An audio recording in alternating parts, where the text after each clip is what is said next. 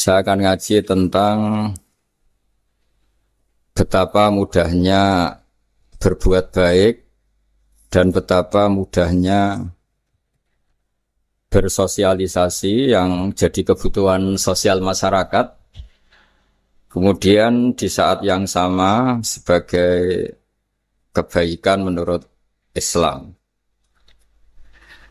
Ini saya baca kitab yang sangat otoritatif, yaitu kitab Sahih Muslim, di mana kita tahu dalam Islam pegangan ahli sunnah wal jamaah juga pegangan ulama seluruh dunia adalah Al-Kutubus Sittah, kitab 6 diantaranya yang hadis Bukhari Muslim. Di sini ketika Nabi ditanya tentang beberapa kebaikan, yaitu dari pertanyaan ayul a'mali afdol, amal apa yang terbaik, diantaranya Nabi menyebut sekian: iman billah, iman kepada Allah Ta'ala. Kemudian ini yang penting dilakukan semua pemimpin, oleh bupati, oleh wakil bupati, oleh seluruh pemimpin, baik struktural maupun kultural, maupun pemimpin kecil, yaitu di keluarga. Yaitu Nabi ngendikan di antara misi Islam adalah memperdekakan budak. Kemudian ada yang lagi tanya lagi, fa'illam af'al. Lalu dari sekian kebaikan yang butuh biaya itu saya tidak mampu melakukan ya Rasulullah. Kalau nyumbang masjid saya tidak mampu. Kalau berbuat bikin fasilitas umum saya tidak mampu. Ada yang sekian pertanyaan dari sahabat, kalau misalnya kebaikan yang butuh biaya kami tidak mampu, termasuk di sini disebutkan kemampuan berhaji, kemampuan zakat, kemampuan sedekah. Kalau semua itu kami tidak mampu ya Rasulullah. Kata Nabi, tu'inu soni'an aw tasna'u li akhirat. Ini di Sahih Muslim di bab iman dengan judul Babu bayani kaunil iman billah afdalal a'mal. Kalau saya tidak mampu semua melakukan itu ya Rasulullah, yaitu melakukan kebaikan yang butuh biaya. Kayak bangun masjid, bangun jalan, bangun fasilitas-fasilitas publik. Tu'inu soni'an aw tasna'u li akhirat. Tu'inu nulungi sira soni'an ing wong sing ahli sun'ah, ahli kreatif atau ahli, kalau orang sekarang itu bilang dia pekerja. Dia pekerja rumahan atau production house atau apa saja. Aw tasna'u li akhirat. Atau kamu membantu orang yang tidak punya pekerjaan. Terus sahabat masih tanya, aro'aita indo'iftu an ba'dil amal. Kalau semua kebaikan aktif saya tidak mampu melakukan ya Rasulullah, kebaikan menolong orang lain, kebaikan yang bersifat aktif. Jawabnya Nabi, dan ini pegangan saya, pegangan kita semua, panduan dari Rasulullah SAW, Nabi ngendikan, takufu syarroka anin nas fa innaha shadaqatun minka ala nafsik. Ya, saya ulang lagi, takufu syarroka anin nas fa innaha shadaqatun minka ala nafsik. Kamu dalam berislam cukup menjaga supaya kejelekan kamu tidak punya imbas pada orang lain. Ya, ini penting dalam Islam. Jadi kalau tidak bisa berbuat baik, potensi keburukan kita jangan sampai menimpa orang lain. Keburukan itu bisa kejahatan kriminal, bisa kejahatan pidana atau merugikan orang lain, atau kejahatan yang tidak sampai kriminal tapi mengganggu orang lain. Misalnya contoh gampang ini, saya sumpek-sumpeknya sendiri ingin jalan-jalan, main di teman yang di jam kerja. Ini kan sumpek-sumpeknya saya sendiri ingin hiburan, terus wisata atau dolan ke teman yang sebetulnya saat itu dia mungkin ngaji atau kerja atau harus memenuhi kewajiban cari nafkah. Gara-gara nemuin saya, akhirnya dia dikomplain sama majikannya, atau gara-gara nemuin saya, dia akhirnya tidak ngaji sama santrinya, atau gara-gara nemuin saya, dia terganggu aktivitasnya. Itu juga tidak boleh, karena berarti keburukan kita punya akibat pada orang lain.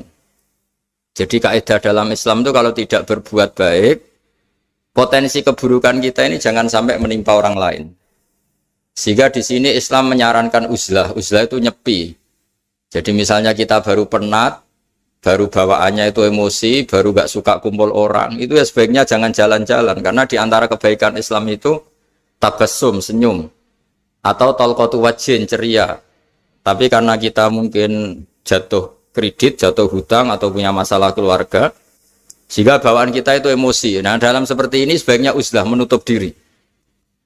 Sehingga kata Rasulullah SAW dalam zaman akhir di antara kebaikan itu kamu meninggalkan manusia aktivitasnya, kemudian watadaun nas min syarrik, kamu meninggalkan manusia supaya enggak kena keburukan kamu.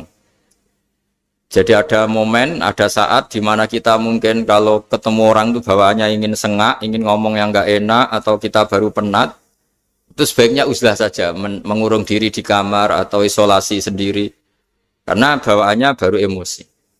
Nah, ini yang jarang dipraktekkan. Kalau sekarang malah banyak yang saat susah malah bawaannya ingin namam, ingin menvonis orang lain atau ngadili orang lain. Padahal pesannya Nabi, kalau semua kebaikan aktif tidak bisa kamu lakukan itu, takuffu syarra ka'anin nas fa innaha shadaqatun minka ala nafsik. Sehingga keburukan kita, ya saya ulang lagi, keburukan kita yang ingin emosi, ingin apa, itu tidak punya akibat orang lain. Di sini kearifannya Rasulullah SAW, beliau masyhur ngendikan, layak dilqodi wa ghadban. Jangan sampai seorang hakim bikin keputusan ketika emosi, karena bawaannya orang emosi itu pasti nggak terkontrol intelektualnya, nggak terkontrol nuraninya, nggak terkontrol semua sifat baiknya. Itu kalau punya keputusan bahaya sekali. Sehingga Nabi dari awal ngendikan layak dilqodi wa ghadban. Orang yang sedang emosi tinggi jangan bikin keputusan penting. Kemudian oleh ulama diteruskan juga jangan bikin keputusan penting orang yang sangat lapar, atau yang sangat kenyang, atau yang sangat ngantuk, atau yang super sibuk. Jadi hal-hal yang potensi buruk dalam mengambil keputusan itu harus ditinggalkan. Sehingga misalnya bupati atau wakil bupati kalau sedang tidak nyaman dengan suasana apa, nggak boleh rapat kemudian memutuskan keputusan penting. Begitu juga kiai dan semuanya. Nah, ini yang supaya otoritatif. Kenapa saya bawa kitab itu logikanya jelas ya. Kita sebagai dai, sebagai ustadz, atau sebagai mubalek, atau sebagai siapa saja, yang ingin kita wariskan ke umat Rasulullah adalah dawuh-dawuhnya Nabi. Dan kalau kita ngaji tidak pakai kitab, itu sebenarnya umat kita jejali dengan pikiran kita, dengan ide kita. Jangan-jangan ide kita, pikiran kita ini tidak mewarisi pikiran Islam, tapi pikiran kita atau emosi kita. Tapi kalau kita baca kitab, artinya umat ini berhak mendapat apa yang diteladankan dan disabdakan oleh Rasulullah SAW. Tapi kalau kita, itu pasti inginnya itu kita. Misalnya kita Bupati Banyuwangi, mungkin kita akan cerita Banyuwangi dengan asik. Tapi bagi daerah lain, apa urgensinya bagi saya? Begitu juga kalau kita kiai, mungkin kita akan cerita fadhilnya kiai. Tapi bagi orang lain yang keutamaannya jadi pekerja, jadi satpam, jadi guru, jadi pegawai negeri yang adil. Sehingga subjektivitas kita ini akan tinggi. Tapi kalau kita sebagai kiai baca hadis, maka umat ini mendapatkan panduan dari Rasulullah SAW.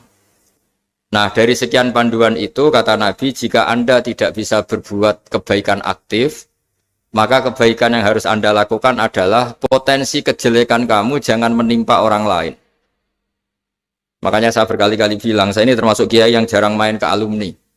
Karena tadi, kadang-kadang alumni itu sudah mau kerja di tempat kerjanya, atau mau janjian ngantar anaknya sekolah. Gara-gara ada saya, mungkin semua itu dibatalkan. Sehingga silaturahim itu juga harus dimanage supaya tidak mengganggu haknya orang yang kita silaturahimi. Jangan sampai silaturahim jam 9, saatnya orang kerja, kemudian dia dapat peringatan dari pabriknya gara-gara sering didolani kiainya. Itu kan jadi ribet. Atau kiai karena sering didolani terus tidak ngaji, metu tamu terus, itu kan jadi ribet. Apapun itu, sehingga orang itu harus berpikir perilakunya itu tidak punya akibat la doror wa la diror. Jangan mengganggu dirinya, juga jangan mengganggu orang lain. Ini oleh Nabi disebut takuffu syarra ka'adin nas fa innaha shadaqatun minka ala nafsik. Sifat buruk kamu itu harus dijaga supaya tidak menimpa orang lain, dan itu berarti menjadi sedekah kamu atau amal kamu pada diri kamu sendiri. Jadi ini penting dimaklumatkan ke semua kita bahwa saat kita tidak bisa berbuat baik aktif, misalnya nggak bisa sedekah, nggak bisa menolong orang, setidaknya keburukan kita tidak menimpa orang lain. Nah, termasuk keburukan yang terselubung adalah kita punya pikiran yang menurut kita ini hebat, tapi bagi orang lain mungkin bahaya. Misalnya kita punya pikiran ingin jadi orang kaya raya yang dermawan. Itu artinya kan pikiran baik karena ingin jadi dermawan. Tapi artinya bayangkan orang lain tuh miskin semua butuh derma kamu. Mana mau orang lain kamu bayangkan miskin butuh derma kamu. Orang lain juga bayangkan dirinya kaya gak butuh derma kamu. Itu namanya kebaikan yang subjektif. Kamu ingin jadi kiai yang ngajarin orang banyak. Oke, itu baik. Tapi kan berarti kamu bayangkan orang lain gak bisa ngaji terus kamu saja yang bisa ngaji sehingga kamu yang ngajarin. Ya sudahlah, kebaikan itu udah usah muluk-muluk seperti itu. Jadi apa yang ditakdirkan kita jadi bupati ya jadi yang baik, menolong pekerja-pekerja yang baik. Saya kemarin diceritain banyak oleh Mas Anas aktivitas Pemda Banyuwangi yang menolong banyak orang, juga masyarakat juga saling menolong dan seterusnya dan terusnya. Jadi ini jelas maksud saya supaya bupati dan semuanya pemimpin melakukan kebaikan itu berdasar panduan dari Rasulullah SAW, di mana di antara aturan yang dianjurkan beliau adalah aktivitas kita sebagai manusia adalah tu'inu soni'an au tasna'uli akhraq. Ya, saya ulang lagi. Saya ulang teks hadisnya secara lengkap supaya dapat berkahnya Rasulullah SAW. Ada beberapa pertanyaan dari sahabat, ya Rasulullah, jika saya tidak bisa berbuat baik yang berbiaya atau tidak bisa berbuat baik yang aktif, apa yang saya harus lakukan? Nabi ngendikan tu'inu shani'an aw tasna'u li asra. Kamu membantu orang yang pekerja atau kreatif, orang-orang yang kreatif atau pekerja apa saja kamu bantu dan bantu orang yang tidak punya pekerjaan. Terus ditanya lagi, qultu ya Rasulullah ara'aita in dha'iftu an ba'dil amal. Bagaimana kalau itu pun saya tidak bisa ya Rasulullah? Terus Nabi ngendikan tafuqifu syarraka 'anin nas fa innaha shadaqatun minka 'ala nafsik. Yang penting keburukan kamu tidak menimpa ke orang lain dan itu bagian dari sedekah kamu. Nah, perlu saya ingatkan ke semua kita lah. Makanya pentingnya membaca umat Islam dengan ilmu usul fikih. Saya berkali-kali bilang, jika ada seseorang tidur, itu jangan kamu baca sebagai tidur yang meninggalkan tahajud, meninggalkan sholat qiyamul lail, meninggalkan wiridan di malam hari. Tapi juga bacalah saat itu dia tidak dugem, tidak maksiat, tidak narkoba. Sehingga barokahnya ilmu itu ada respek pada umat Islam yang tidur. Karena tidur itu juga ada fungsi meninggalkan sekian maksiat, sekian kriminalitas. Tapi kalau kita kulino tidak baca dengan ilmu, maka melihat orang tidur itu ya kayak meninggalkan tahajud, meninggalkan wiridan, meninggalkan qiyamul lail. Sehingga bawaannya kita ini akan kurang respect. Tapi kalau kita membacanya dengan ilmu, orang yang tidur di malam hari, maksudnya ya sudah sholat isya, itu ada sekian potensi maksiat yang dia tinggalkan. Dia tidak ngerasani orang, tidak adu-adu orang di medsos, dia tidak dugem, tidak meninggalkan. Pokoknya ada sekian kebaikan dalam saat tidur itu. Ini barokahnya ilmu. Tanpa ilmu kita tidak bisa respect seperti ini. Karena bawaannya akan, oh ini malam-malam tidak tahajud, tidak wiridan, tidak apa. Tapi kalau kita dengan ilmu, itu akan membaca dengan tidur, artinya orang tidak maksiat, tidak dugem, tidak ngerasanin orang, tidak ngata-ngatain orang. Nah di sini Sadaqallahul Azim ketika ngendikan wa min ayatihi manamukum billaili wan nahar. Termasuk ayat Allah itu orang tidur. Maksudnya tidur yang dengan dimaknai positif tadi, bisa istirahat, bisa meninggalkan maksiat, bisa apa-apa. Nah ini di sini hebatnya Rasulullah SAW ketika beliau memandu kebaikan. Di antara kebaikan itu apa? Takuffu syarraka 'anin nas fa innaha shadaqatun minka 'ala nafsik. Kamu, potensi buruk kamu atau keburukan kamu jangan sampai menimpa pada manusia, pada orang lain, dan itu bagian dari sedekah kamu. Ya, saya mohon maaf sama Bu Bupati, sama semua Pemda, sama Wakil Bupati karena saya tidak bisa lama-lama. Saya punya wadifah. Tadi ini pun sudah ngurting ngaji saya karena saya harus ikut ngaji di sini. Dan mari sama-sama berdoa. Al-Fatihah. Jadi status gambaan ini kita mantapkan dulu. Jangan ada status lain kita di depan Allah kecuali status kehambaan. Saya punya analogi dan itu saya ulang-ulang karena di antara ciri Quran itu mengulang-ulang sesuatu yang harus jadi pegangan. Saya ulang lagi, di antara ciri Quran itu mengulang-ulang sesuatu yang jadi pegangan. Jika kita belajar ilmu fisika atau ilmu apa saja, maka kita akan bicara materi sesuai statusnya. Jadi kita harus latihan untuk iman kepada Allah. Saya tanpa mengurangi rasa hormat, saya memberi contoh begini ya. Ini jam, materinya dari besi. Ini kertas, materinya ya kertas. Tentu secara fisik, orang akan bilang jam ini lebih kuat timbang kertas. Dan itu pasti dibenarkan dari segi materi. Tapi kalau Anda beragama dan Anda tahu bahwa pengendali alam raya ini Allah Ta'ala, maka kamu akan bilang, terserah Gus Baha. Gitu. Bisa saja jam ini saya punya niat saya hancurkan, kertas yang lemah ini saya simpan. Sehingga jam tangan ini 5 menit lagi saya hancurkan sehingga benar-benar rusak. Sementara kertas ini saya simpan sampai bertahun-tahun awet. Nah, kira-kira seperti itulah ilmu manusia. Sesuatu yang kita sangka kuat, ternyata Allah punya rencana menghancurkan itu. Dan yang kita sangka lemah, ternyata Allah punya rencana untuk mengabadikan itu. Nah, di sini pentingnya iman lahu maqalidus samawati wal ardh. Hanya Allah yang mengendalikan semua. Jadi jangan mentang-mentang kita punya ilmu bahwa materi besi itu lebih kuat timbang kertas, terus kita pastikan bahwa besi lebih awet ketimbang kertas. Kita sisakan satu keyakinan, terserah Allah, terserah pengendalinya. Nah itu agama, bilang terserah pengendalinya itu agama. Ya mungkin tadi aja problem sinyal, saya ulang lagi. Ibarat saya ini megang jam tangan, yang materinya dari besi. Ini kertas yang materinya lemah. Tentu kita akan bilang bahwa jam atau besi lebih kuat ketimbang apa? Kertas. Tapi Anda salah. Anda harusnya ngomong bahwa terserah pengendalinya. Bisa saja saya punya rencana menghancurkan besi ini sehingga 5 menit lagi hancur. Dan saya ingin mengabadikan kertas ini saya simpan di tempat yang aman. Nah kira-kira agama itu bukan anti ilmu. Sehingga agama boleh kamu mengatakan besi ini lebih kuat ketimbang kertas. Tapi harus kamu tambahi dari segi materi. Tapi kalau dari segi pengendalinya maka kita jawab terserah Allah Subhanahu wa ta'ala. Nah ini di sini pentingnya beragama. Jadi meskipun Mars tuh kayak apa kuatnya, bumi, gunung kayak apa kuatnya. Ternyata gunung yang kita kira kuat, ternyata nyimpan magma yang potensi meledak. Yang gunung kecil, yang kelihatan dari pasir kecil yang tidak berdaya, ternyata nggak nyimpan magma, jadi nggak direncanakan untuk diledakkan. Itu, nah agama itu seperti itu, yang disebut di surat Yasin misalnya Allah itu siapa? Biyadihi malakutu kulli, yang dalam kendalinya itu semuanya di alam raya ini. Sehingga di kehidupan nyata juga sama.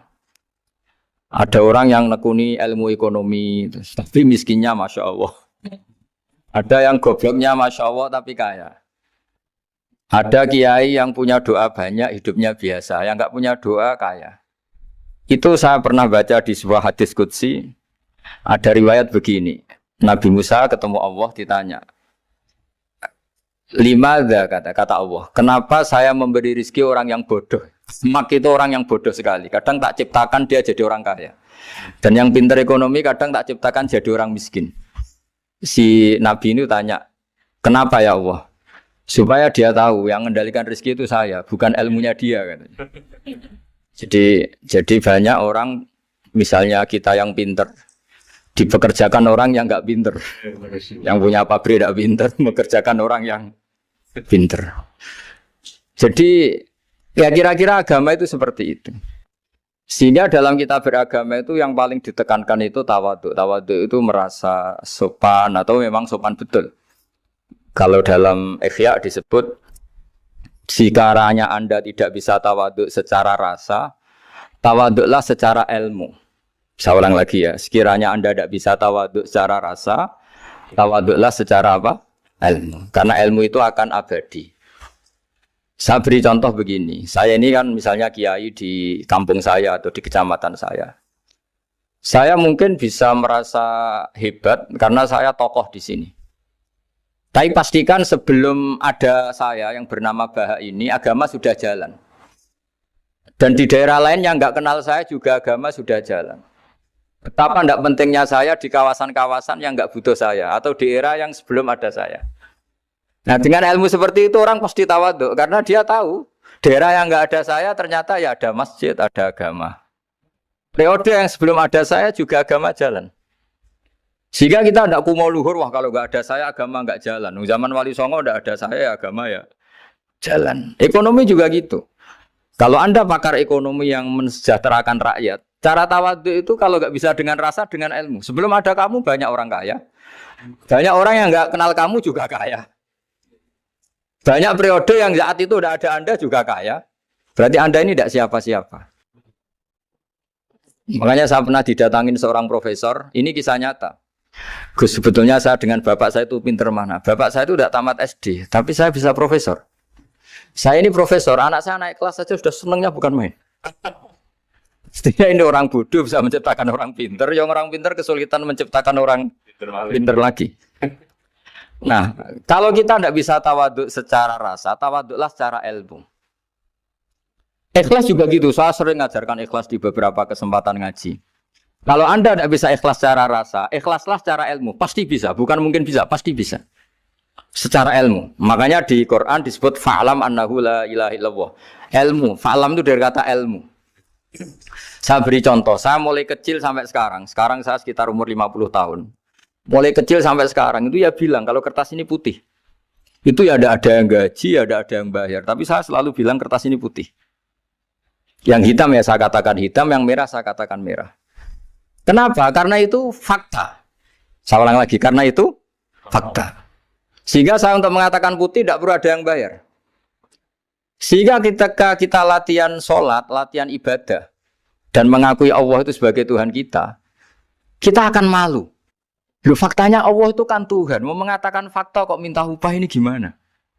Kita mengatakan Allah Tuhan itu sama dengan mengatakan kertas ini putih. Sama-sama itu fakta.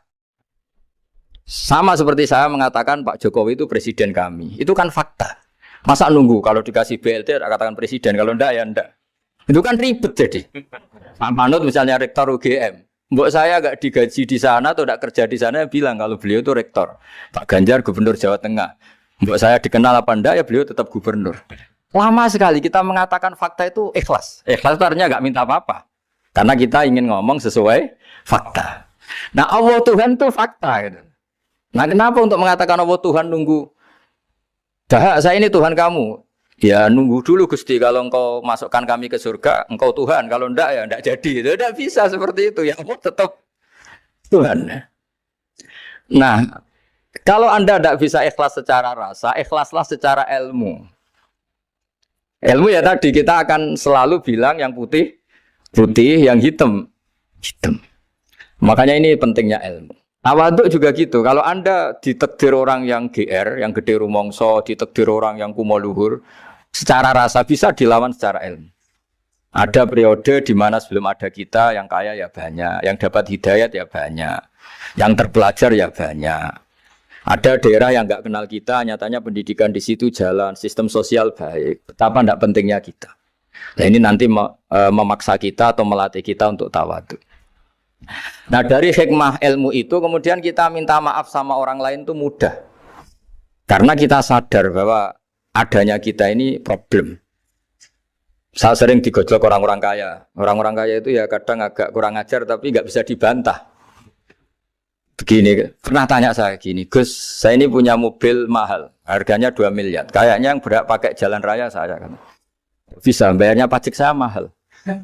Sehingga kayaknya paling pantas saya. Yang naik ontel itu kan nggak bayar pajak. Harusnya nggak boleh pakai jalan gitu. Terus saya bilang, mbah-mbahnya yang naik ontel itu pejuang, bapak kamu enggak. Kamu nggak warisnya. Artinya ada teori dalam kitab hikam itu kitab tasawuf dalam pesantren.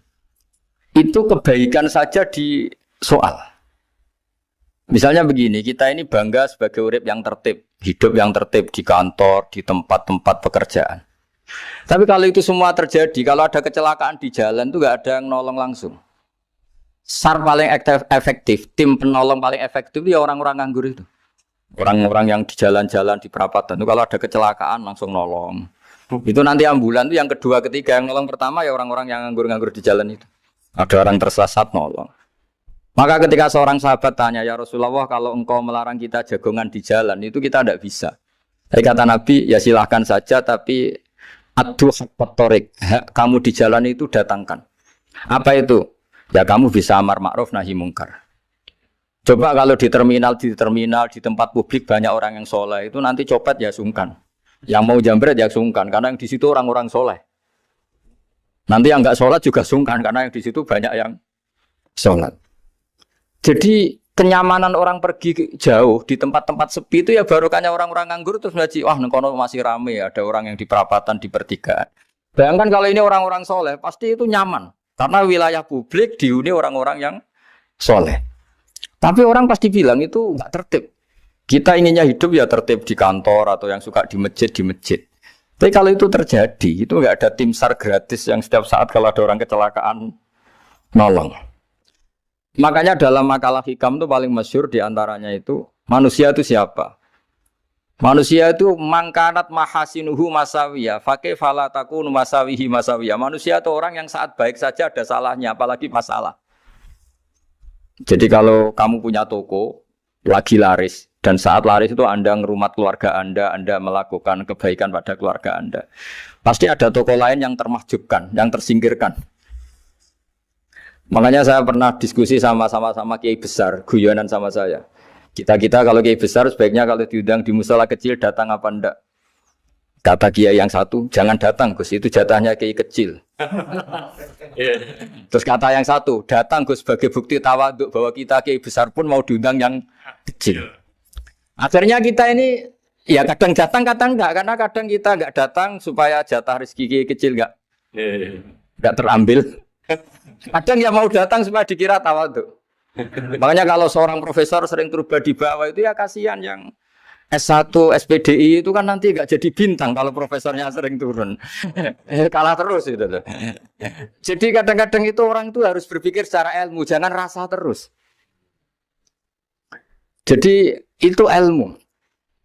Jadi semua yang kebaikan yang kita lakukan itu secara ilmiah bisa diperdebatkan. Ada orang senang ngomong serius supaya bangsa ini maju. Tapi bapak saya itu pesan saya, kamu kalau ngiyai itu jangan sering ngomong serius kan. Masyarakat sudah capek mikir utang, mikir keluarga. Jadi itu sowan kiai dijak ngomong serius lagi nanti capek kan. Sehingga kiai dulu itu kalau ketemu orang ya guyon terus. Karena tahu masyarakat sudah capek. Sudah banyak yang takut tanggal kredit gitu. Sudah takut tanggal kredit, takut problem sowan kiai diancam neraka lagi itu kan ketakutan berkali-kali. Jadi makanya ini kan kebaikan itu dievaluasi karena kita tidak nabi, tidak wali. Jadi kalau kata hikam itu apa yang Anda kira baik itu ada masalah. Apalagi sedang masalah. Saya sering cerita ada orang suami istri harmonis sekali. Itu tanyakan ibunya, pasti mulai gak peduli dengan ibunya karena terlalu harmonis dengan istri. Tapi itu pasti bukan mungkin lagi. Jadi jangan tanya istrinya, tanya ibunya. Oh, jok nikah lupa saya. Ngalor ngidul sama istrinya. Tanyakan temannya. Wah itu jok nikah lupa temennya. Tapi yang baik sama teman, tanyakan istrinya. Jatah belanja untuk ngopi. Begitu terus itu. Jadi siklus sosial itu. Nah di sini pentingnya saling minta maaf. Karena dalam kebaikan kita pasti ada kesalahan. Ketika karir kita baik di pemerintahan maupun di kampus, pasti dengan sendirinya ada yang agak tersingkirkan. Meskipun itu sudah hukum alam. Tapi apapun itu kita harus minta maaf. Makanya banyak saya sering cerita berkali-kali. Dulu itu ada dua nabi yang seangkatan. Itu luar biasa debat ilmiahnya. Tapi debat baik. Mulai dulu ya ada polemik itu ya mulai dulu ya ada. Yang Nabi Yahya itu suka berkawan orang-orang soleh. Kalau ditanya kenapa kamu berkawan orang-orang soleh? Ya enak lah. Karena berkawan orang soleh. Yang Nabi Isa sering berkawan orang-orang yang nggak jelas. Ditanya, kenapa Anda suka berkawan orang-orang yang nggak jelas? Innama ana tabibun udawil mardo. Nabi dan kiai itu ibarat dokter, ya tentu menyembuhkan yang sakit. Kalau Anda seorang dokter, pasti neliti daerah-daerah pandemi. Masa neliti daerah sehat? Nah, jadi dulu bapak wasiat ke saya gitu, kau nak jadi kiai kau bengkel, jadi kiai itu kayak bengkel. Kalau nggak siap dadani orang nggak jelas ya jangan jadi kiai kan. Itu ya, tapi kan masalahnya kita sendiri solehnya pas-pasan, takut terkontaminasi. Jadi yang jelek bukan jadi baik, kita yang baik jadi jelek. Nah itu kan mulai dulu ya polemik sejauh mana kita punya kekuatan untuk tidak terpengaruh yang negatif. Yang negatif terpengaruh kita menjadi positif. Jadi ini cerita-cerita sawalan bahwa dalam kebaikan kita itu ada kesalahan. Maka kita tetap istighfar, tetap saling minta maaf. Dulu bapak saya kalau diceritain ada seorang kiai sampai sepuh jadi imam masjid, istiqomah sekali. Dulu bapak saya itu guyu. Ya istiqomah, tapi wong liya terus ra iso dadi kader. Jadi calon-calon kiai ini sudah putus asa karena nggak pernah punya kesempatan jadi imam. Jadi di balik istiqomah itu ya ada memahjubkan orang lain. Makanya alhamdulillah di Indonesia itu ada pegawai pensiun. Kalau enggak habis itu. Karena yang anyar-anyar itu mesti ini kurang pengalaman, ini kurang senior. Tapi baru kan ada pensiun kan gantian. Masalahnya di dunia kiai itu udah ada pensiun. Tambah sepuh tambah mantap, tambah sepuh tambah mantap. Nah itu sebaiknya ya mulai mundur-mundur sedikit dari imam masjid itu. Ya nyari-nyari yang lain lah supaya ada kaderisasi, ada. Jadi intinya itu di balik kebaikan yang kita lakukan pun itu ada masalah sehingga kita butuh istighfar. Di sini pentingnya dawuhnya para wali-wali, dulu ada istilah wastighfaruna yahtaju ilal istighfar. Ketika kita minta maaf, sebetulnya minta maaf sendiri itu butuh minta maaf lagi. Minta maaf lagi itu butuh minta maaf lagi. Misalnya saya dengan Mas Hilmi ini akrab, pernah pakai uangnya misalnya. Itu kadang kita bayar itu malah tersinggung, kok kayak orang lain saja bayar. Minta maaf juga gitu, kalau kamu punya teman akrab, terus minta maaf resmi itu tersinggung. Kayak wong liya ae jaluk sepuro. Jadi kadang jaluk sepuro itu malah masalah. Itu kan sama, kamu punya teman akrab, terus kalau mau main, assalamualaikum, sakit masuk nopo boten, angsal boten. Boleh enggak main, itu mesti teman kamu tersinggung. Kok kayak orang lain saja. Artinya ketika Anda merasa benar karena protokoler ketika masuk ke teman, ternyata itu salah. Teman kamu maunya enggak protokoler karena sudah akrab. Tapi ketika kita merasa akrab, ternyata selonang-selonang dianggap problem, kita tidak pernah tahu. Nah di sini kata ulama-ulama, minta ampun itu kebutuhan manusia. Karena dalam kebaikan kita pasti ada kesalahan. Makanya disebut wastighfaruna yahtaju ilal istighfar. Kita selalu diajari Rabbana dzalamna anfusana. Ya Allah, kita ini selalu mendolimi diri kita sendiri. Jadi saat kita baik pun ada unsur kesalahan. Yaitu tadi, kalau Anda jadi orang pasti ada yang termahjubkan. Kalau Anda kiai besar atau profesor atau pejabat turun ke bawah. Ya kalau gubernur turun terus ya bupati gak jadi bintang. Kalau saya kiai besar misalnya turun terus ya kiai kampung itu ya kasihan. Saya pernah diundang Manakipan tidak datang itu kiai kecil bilang matur nuwun Gus gak teko. Aduh iwake gak untuk saya katanya. Barokahnya saya ada. Itu lucu ya matur nuwun betul. Matur nuwun Gus jenengan gak dugi jadi. Akhirnya jatah besarnya untuk saya. Nah, tapi yang punya rumah komplain. Gus udah nggak tahu teko PP aku wong cilik. Nah, ini saya harus mendahulukan versi Sohibul Bait yang punya rumah apa versi kiai yang termahjubkan. Artinya pilihan apapun saya harus istighfar karena ada saja unsur salahnya. Ya makanya ini kan makanya ya saya minta UGM juga saya sering undang saya terus nanti dikira karena kampus besar Gus Bak mau juga keliru lagi. Kalau 1-2 kali mungkin boleh, kalau keseringan ya nggak boleh. Nanti itu dikira saya maunya hanya sama kampus besar, padahal saya sama RT ya sering datang juga. Nah ini yang terakhir saya bacakan teks otoritatif sebagaimana janji saya. Kata Rasulullah SAW di sebuah hadis. Ini terakhir nanti supaya nggak lama-lama saya juga punya wadhifah. Ada orang itu punya hutang. Hutang itu ya hutang, memang hutang. Singkat cerita orang itu tidak bisa bayar sampai akhirat. Dan aturannya Allah, orang yang punya hutang tidak bisa bayar ini harus diaudit, harus diselesaikan di akhirat. Kalau tidak bisa diselesaikan di dunia, diselesaikan di akhirat. Walhasil akhirnya di akhirat itu ditagih dan tidak mampu bayar. Karena di akhirat sudah tidak ada kredit, tidak ada ATM, tidak ada apa saja. Terus kata Allah, solusinya kebaikan kamu dikasihkan yang ngutangi. Ternyata kebaikan dia tidak cukup juga. Bayarnya apa? Kejelekan yang ngutangin dikasihkan yang utang. Kayak apa celakanya? Kebetulan yang ngutangi salahnya banyak, ini kan repot. Tapi Allah itu tidak suka kalau ada orang mukmin yang satu saudara kemudian masuk neraka karena saudaranya ini. Kata Allah, jika ini masuk neraka berarti disebabkan komplain atau ketidakikhlasan temannya yang mukmin. Masa orang mukmin menyebabkan mukmin yang lain masuk neraka? Allah tidak ingin. Makanya di antara nikmatnya beragama itu ukhuwah, persaudaraan. Baik persaudaraan atas nama iman atau atas nama kebangsaan atau atas nama kemanusiaan. Akhirnya si yang ngutangi ini tadi, jangan dibahasakan kreditur, nanti kita kayak bank, yang ngutangin lah nanti. Ya bahasa gampangnya yang ngutangin, karena tidak semua orang ngutangnya sama bank. Sama Allah ditunjukkan satu surga yang luar biasa. Nanti tak baca teks Arabnya ya, supaya dapat berkahnya bahasa Arab. Terus saking mewahnya surga itu, si yang ngutangin tanya, ya Allah itu untuk nabi siapa? Karena semewah itu pasti untuk kelas nabi. Atau untuk wali siapa? Katanya, terus kata Allah, sabda Allah, untuk siapapun yang mampu membeli. Lalu siapa yang bisa membeli surga semewah itu? Kamu bisa. Terus, dengan apa ya Allah? Kamu mengampuni teman kamu itu. Kamu bebaskan dari utangnya. Nanti tak kasih surga itu. Terus, akhirnya sama Allah, kata orang itu, ya Allah saya bebaskan. Ya sudah, kamu berdua masuk surga. Karena Allah tidak ingin ada kasus aneh. Dua orang mukmin ini kan bersaudara.